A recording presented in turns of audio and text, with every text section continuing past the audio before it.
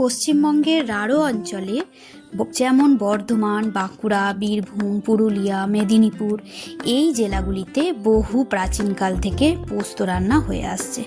পোস্ত ব্যবহার এই ঐতিহ্য রাঢ় অঞ্চলের মানুষের খাদ্য ও সংস্কৃতির একটি গুরুত্বপূর্ণ অংশ। তো বন্ধুরা, আজ আমি ঝিঙে পোস্তর একটি আইটেম তোমাদের সঙ্গে শেয়ার করব। নমস্কার বন্ধুরা, আওয়ার ফ্যামিলি নেস্ট আমার চ্যানেলে তোমাদের সবাইকে স্বাগত। ঝিঙে পোস্ত এই আইটেমটা তোমাদের সাথে আমি শেয়ার করতে চলেছি। তো দেখো, এখানে আমি শুধু ঝিঙে ভালো করে ধুয়ে ডুমো ডুমো করে কেটে নিয়েছি। এখানে শুধু আমি ঝিঙেই ব্যবহার করব, এর সঙ্গে কোনো কিছুই দেব না, না আলু, না পেঁয়াজ, কোনো কিচ্ছু না, শুধুমাত্র ঝিঙে দিয়ে আমি পোস্তটা রান্না করব। তো রাঢ়বঙ্গের আমরা ঝিঙে পোস্ত বা যে কোনো পোস্ততে আমরা কোনো ফোড়ন কিন্তু দিই না, শুধু সর্ষের তেলেই এই রান্নাটা আমি করব। এবং খুব কম পরিমাণে, মাত্র 2-4 চামচের মতো আমি সর্ষের তেল এখানে দিয়েছি এবং তাতে ঝিঙেগুলো আমি দিয়ে দিয়েছি। ঝিঙেগুলো একটু হালকা নাড়াচাড়া করে এতে আমি একটু 1 চামচের মতো লবণ দিয়ে দিলাম। এবার আর একটু নাড়াচাড়া করে আমি একটা ঢাকা দিয়ে দেব এবং কি করব, এই তেলেতেই কিন্তু একদম কম আঁচের মধ্যে আমি ঝিঙেটা সেদ্ধ করব। এতে কোনো জল আমি ব্যবহার করব না, শুধুমাত্র যেটুকু জল ব্যবহার করব সেটা হলো পোস্ত বাটা হয়ে গেলে যে মিক্সির বাটিটা ধোয়া থাকবে সেই জলটুকু। তো দেখো, এখানে বাটিতে আমি 3 চামচের মতো পোস্ত দানা নিয়ে নিচ্ছি। 3 চামচ মতো আমি পোস্ত দানা নিয়ে নিলাম।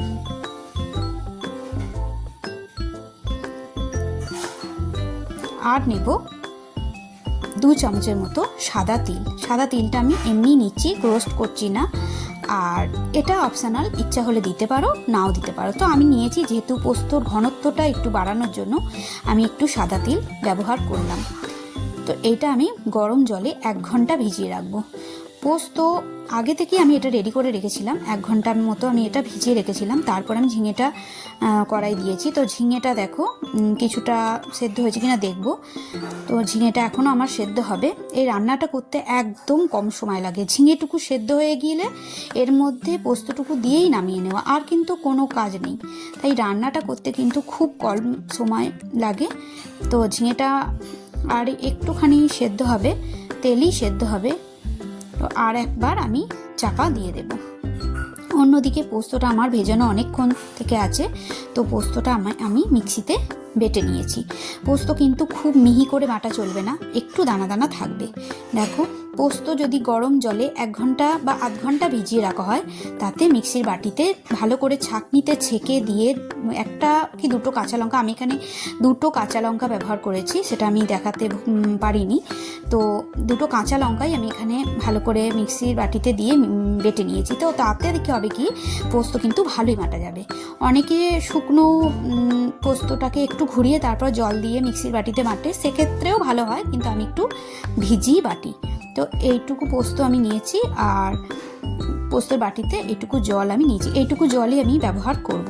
তো চলো দেখি আমার ঝিঙেটা কতটা সেদ্ধ হয়েছে। মোটামুটি ঝিঙেটা অনেকটাই সেদ্ধ হয়ে গেছে, ঝিঙেটা সেদ্ধ হয়ে গেছে। এবার আমি এর মধ্যে পোস্তটা দিয়ে দেবো। তো বন্ধুরা, তোমাদের যদি আমার এই রেসিপিটি ভালো লেগে থাকে, অবশ্যই একটা লাইক দিয়ে যেও, বন্ধুদের সাথে শেয়ার করো, আর নতুন বন্ধু হলে আমার চ্যানেলটা অবশ্যই একটু সাবস্ক্রাইব করে দিও। তো দেখো, পোস্তটা আমি দিয়ে দিচ্ছি।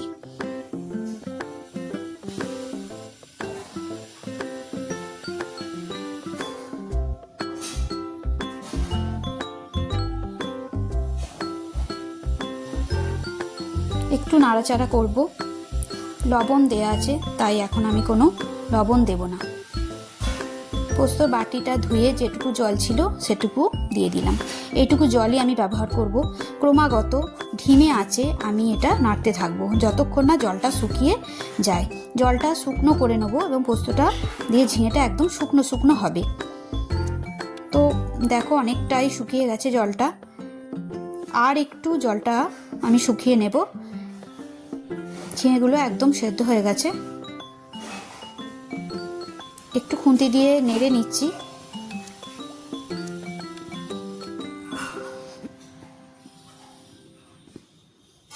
একদম শুকিয়ে এসছে। এখন আমি ওপর থেকে একটু কাঁচা সর্ষের তেল এর ওপরে ছড়িয়ে দেব। খুব সামান্য তেলই আমি রান্নাটা করেছি, আর ওপরে কিছুটা সর্ষের তেল আমি ছড়িয়ে দিলাম। আমার একদম ঝিঙে পোস্ত রেডি হয়ে গেছে। গরম ভাতের সঙ্গে এই ঝিঙে পোস্ত দারুণ খেতে লাগে, আর যদি পাশে একটু বিউলির কলাইয়ের ডাল থাকে তো দুর্দান্ত হবে বন্ধুরা। তো আজ এই পর্যন্ত, দেখা হচ্ছে অন্য কোনো ভিডিওয়। ধন্যবাদ।